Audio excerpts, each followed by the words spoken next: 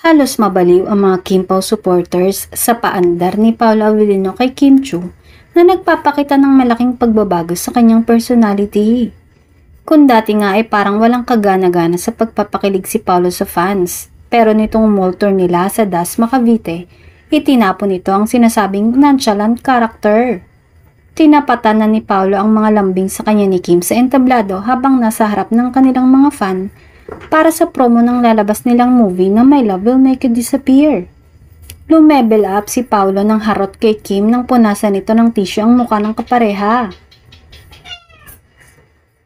Inilapit pa nito ng husto ang mukha niya sa mukha ni Kim na parang aktong hahalikan nito ang huli.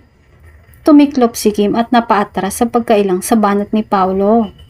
Pero kitang-kita ang matinding saya ng It's Showtime host na tuwang-tuwa. Lalong tumindi ang hiyawan ng mga fans nang punasan rin ni Paolo ang likod ni Kim, na inaprubahan naman ng kanilang fans.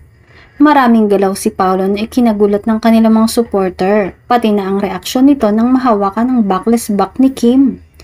Kaya naman viral na naman ang Kim Pao sa X dahil sa reaksyon ng kanilang mga fan at ang comments ng mga itong aliw na aliw sa hatid na saya sa kanila ng dalawa.